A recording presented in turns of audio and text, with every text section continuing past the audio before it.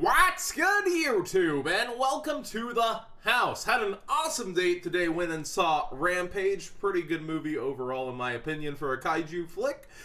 And it was a crazy stream last night, too. So, enough about me. Let's get into this market watch where we've got Ulti Swap Frog back on the rise again, it seems. Super low quantities, 7 prices, so this card is always easy to buy out in quantities, even if you're going natural overall. Like, you see the first 2 sellers with playsets, but if somebody's really after this card as a whole, like, it's pretty easy to just make it disappear. So where does this come into play? Why is it continuing to slow creep up? Well, people really like Ultimate Mermail decks / Mermail Landing decks overall, and over time they've proven to be really stable value, and a lot of people are looking for things that are unlikely to be hit by the ban list, or it's naturally just going that way. Swap Frog has been on the up and up for a while. Now on eBay, almost completely gone. Like I said, it's pretty easy to make them disappear, either by natural causes or by buyout. Now here's my thought on it.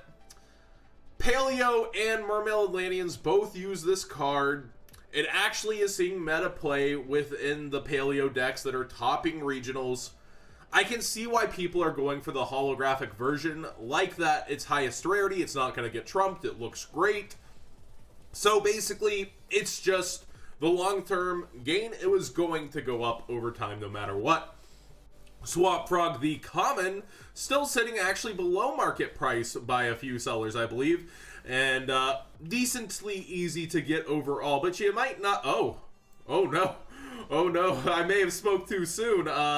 We see it go to $3. Let's actually check that out. I believe it's a Stardust Overdrive, if I'm not mistaken.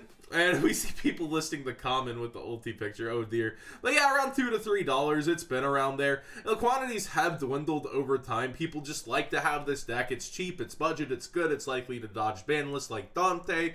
Overall, we've seen Toad creeping up as well, so there's no reason the ultimate rare wouldn't be following if people are actually interested in the deck, learn they truly enjoy it, and want to keep it.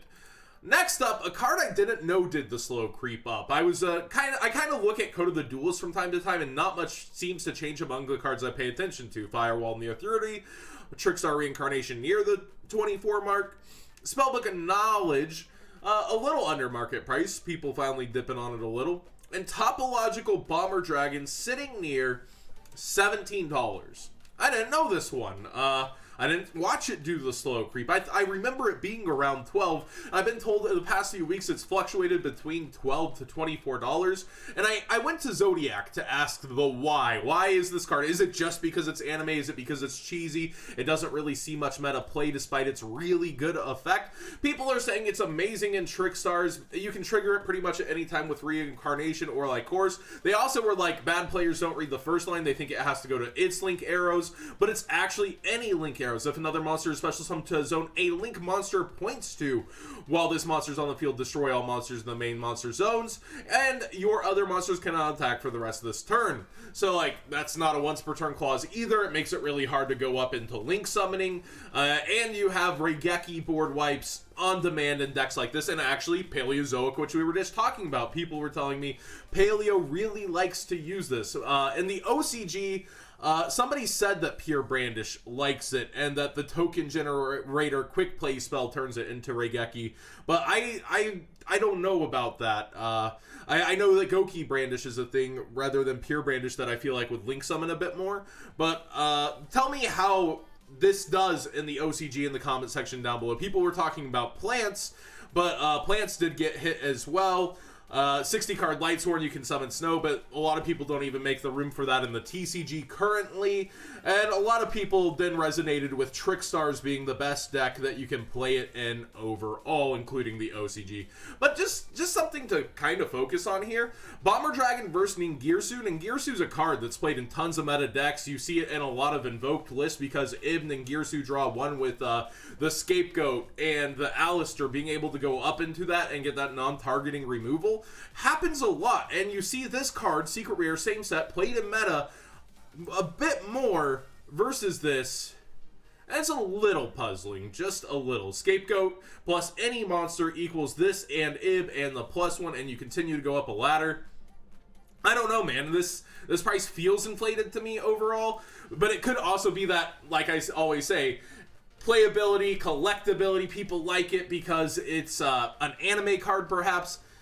I feel like it's prime time targets for the Megatons or Battles of Legend. They're looking for monsters like this. It has dragon in the name. It's so exciting. It's a boss monster. I feel like it's due for a reprint, but it could get missed like Coral Dragon. Everything I say there is speculative because, like Coral Dragon, it could just be completely missed as well, but I feel like it's due for reprint season.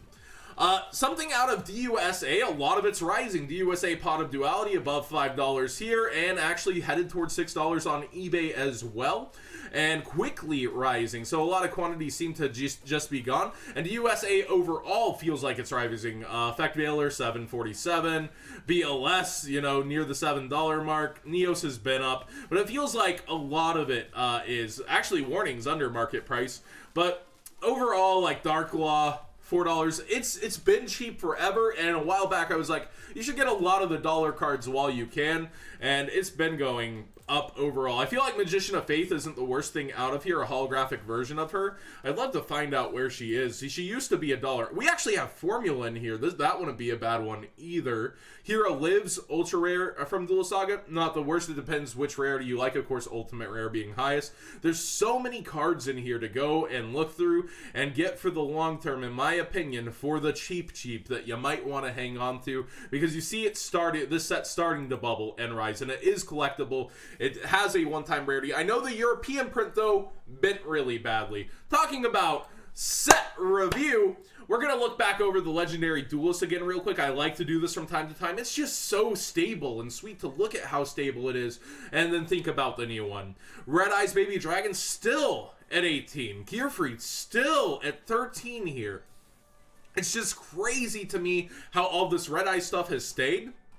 And then we look at the new one where we have a few short prints like Ancient Gear Fusion sitting at 27, Crystal Bond 24 now, but you can still get it 22 on eBay, more towards its market price. Millennium Eyes Restrict wasn't even a short print, but does see some meta applications.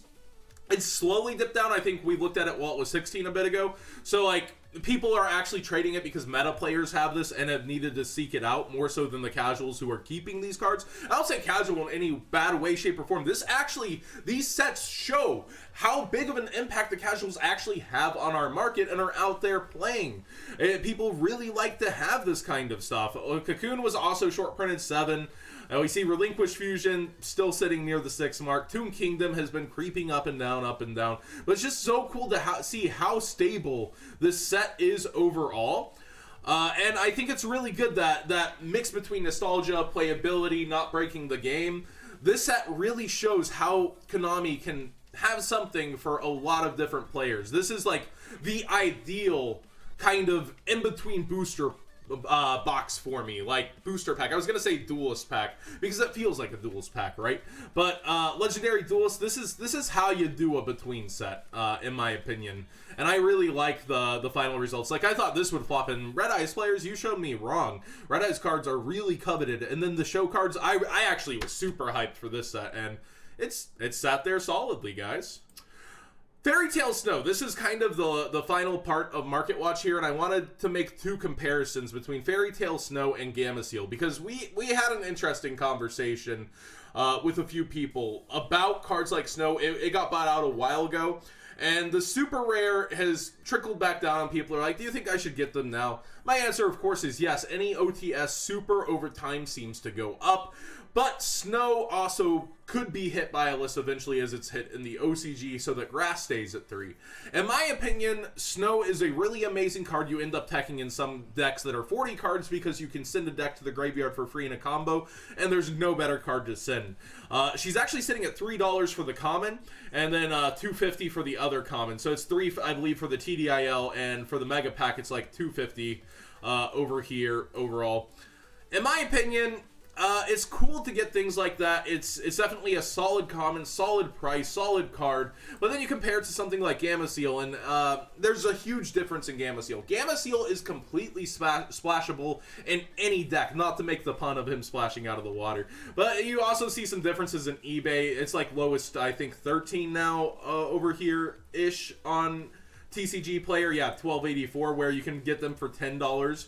On eBay, mint. I made sure it was mint, brand new, quantity 3, and then it does quickly start to go up as well. But Gamma Seal's different. You can splash it into side decks, you can splash it into main decks, you can put a Kaiju Slumber in, it's got the waterfronting, it got hype from a YCS, but it's not just the hype it's riding, it's been up here for a while because it's definitely more splashable, even though Fairy Tale Snow is one of the best commons ever printed. So like the comparison between the two, in my opinion, is somewhat lacking because Snow doesn't go in every deck. Gamma Seal can go into any sideboard for the most part. The only downside is it's an 8 if Blue Eyes becomes meta. And then we might see the level 7 played again, Sticky String, and in Pendulum decks, the 7 has applications as well. So between these two cards, when people are actually looking from like a long-term standpoint of their value, both are going to hold at about these prices, in my opinion, for at least Snow. And it would take something pretty crazy for Gamma Seal to tank, or a real big rank 8 deck where you can't risk leaving them at an 8, perhaps, for this to be affected. But overall, they're both really solid cards. Like, and let's also face it, it's because it's scarce. Like, if there's any reprinting of Gamma Seal for us, all the prices go down a bit. The same would go for the Snow commons. Like, if we get an easy to get Snow in Battles of Legend, the commons will go down. Secret Rare Snow anybody, that would be pretty spicy. But in terms of no foreseeable reprints in the future, they're two different kinds of cards for approach, but they are stable for similar reasons of meta gameplay. That's the full circle there. So thanks for watching. Hopefully I didn't ramble too much and lose you there. I appreciate you guys coming out to Market Watch here on Saturday. I appreciate you hearing about my day. Old man John rambling. And I love you guys.